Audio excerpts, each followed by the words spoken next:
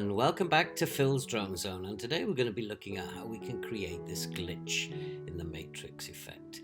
So you can see I've got this clip which I got from pexels.com, and I'll leave a link to the author of that and how you can download it free if you want to use this clip. You can also record your own clip. But the first thing I'm going to do is I'm going to resize this, and I'm going to set the start to see somewhere where that bus comes in. And then I need to find a clean plate, a place where there's very little in the street.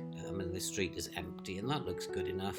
So I will just add a freeze frame here of that little piece of the clip. I'll delete the piece on the end, and now I have a little clean plate. But I need to scale it up because I've got this guy still in there. So to get rid of him, I'll just scale it up to 130, and there you are, he's gone. And I need to do now my main clip. I'm going to scale that up also to 130 to make sure that they're the same size. Then I'm going to move my clip, the freeze frame clip, the clean plate underneath. And I'm going to find the end. We'll make it about 15 seconds and resize it to about 15 seconds. And then stretch out the freeze frame, the clean plate underneath. And that's it. The next thing I need to do is to find where I want him to disappear. And I want him to disappear right behind, exactly there where you can't see him, and that's where he's going to disappear. So we'll move forward from there one frame, and then we'll Command B and blade and cut the clip there. And then we'll move forward frame by frame until the jogger's out in the open, and then we will blade the clip there again. Okay, so now into the final portion of the clip, I'm going to add a shape mask. And I'm just going to resize that shape mask, and then we're going to position it. And we're going to take out the feather because I don't want any feather in this. I just want him to disappear, not gradually. So I'm going to reduce the size a little bit while I position the mask somewhere about there for now, and then I'll just resize that. I'll just push that in. Click the Option key if you want to just reduce the size on one side. So now I'm going to zoom in, and you can see that his leg's missing, his foot's missing. So the first thing I'm going to do is invert the mask. Now you can see now that I've got his leg hanging out, and that's not ideal. So we'll convert to points, and now we're just going to place the points so that it's all nicely hidden. Now I've still got his foot hanging out here, so I'll add a point here. We'll just drag that over until his foot's gone. But now the corner of the box has been affected, so I'll add a point there. Just right click, add point, and then we're pretty much done with that. The next thing I need to do is I need to find where the car comes in, where I need to, so I'll just keyframe that, and now I'll try and find where the car comes in. There it is. And I need to blade the clip at this point. Now I have a problem because I don't exactly know where the jogger is because he's being hidden by the mask. So what I will do is I will disable the mask for now, and then find where the jogger disappears out of shot. And there he is, and now he's disappeared. So I want to blade the clip again at that point. And then what I'm going to do is delete the draw mask from the final clip. Okay, so now we'll go back and work on the second clip where the draw mask is. So we'll highlight that clip again, and we'll enable the mask. And now we're going to make sure that the car comes in really nicely. So what we're going to do is we're going to adjust this point so that we're at the top of the car. But remember, we need to keep the jogger out of the scene. So we'll adjust the mask, we'll add a point, hover, and right click, add point. And so then we will adjust that point so that it moves around the shape of the car. and we'll add points until we're able to get the shape of the car.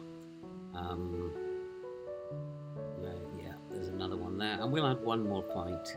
I think that's probably all that we need. And so we've got the shape of the car as it comes in. Now, using the left shift key, left direction key, we will adjust these points on the car frame by frame. Just press the left arrow key and you'll go back one frame at a time, and you can adjust the mask, keeping the guy out and keeping the shape of the car. And I'm just doing it very roughly here because it's a tutorial, and then once you're done we can check. Now there is a little bit of an issue with the car coming in, so we'll go back to the mask at the end. Yeah, there it is. So we'll just finalize that. We've cut too much of the car off there, so we'll just adjust the points again.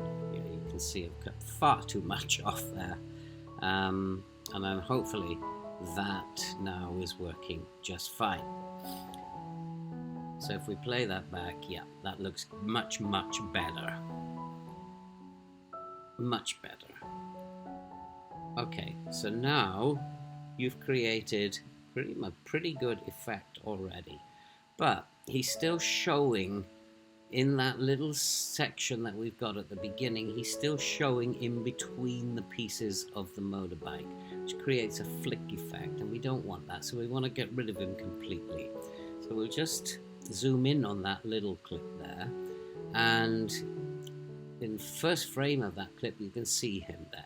So what we're going to do now is add a draw mask to that clip, and now we're just going to mask him out piece by piece. Now we'll zoom in and we'll draw the mask around him. You don't have to be too accurate here, it all happens really quickly, and therefore you don't need to be very accurate at all. And as before, you can see I don't want any feather on this mask, I want it to happen quickly. Invert the mask and you'll see he's gone. Okay, move forward one frame and then we will blade that clip. Again, highlight the second part of it and delete the draw mask. So now the first bit's done, and we need to create a second draw mask in the last frame we have. And we'll just add a little triangular mask here. Again, invert the mask, no feather, and then we will move forward one frame. Just check the next frame. Yeah, the next two I can do together. So we'll move forward one frame and then Command B, blade the clip again there. Okay, that's done. Delete the draw mask from the second half, and now we're going to add another draw mask to that final two frames. And what we're going to do here is keyframe, and we'll add these control points to mask him out very quickly, and then invert the mask. But I've forgotten to set the keyframe, but no problem, we'll just do it in reverse.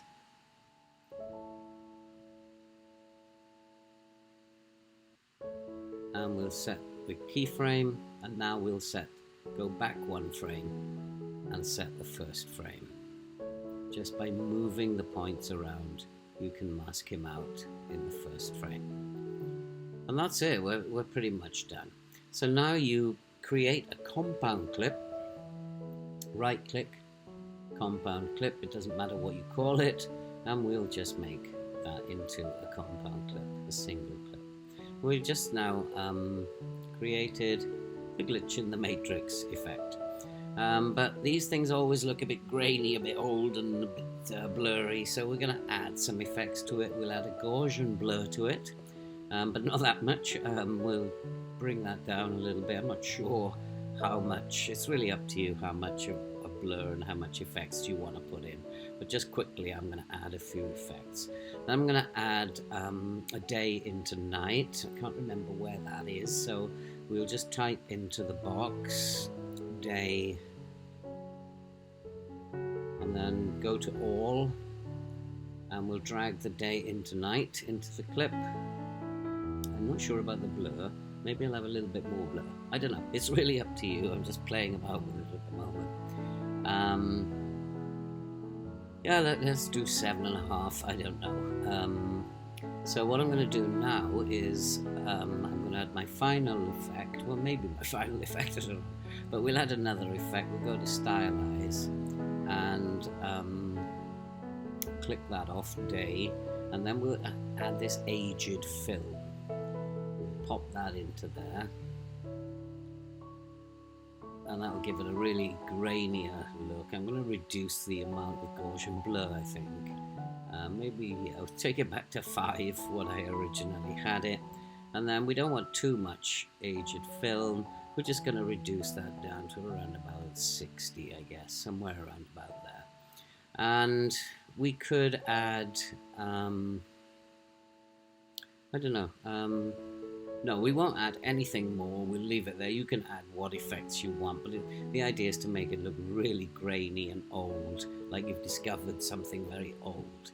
And you've created that nice little glitch in the matrix effect. And yeah, easy effect to do.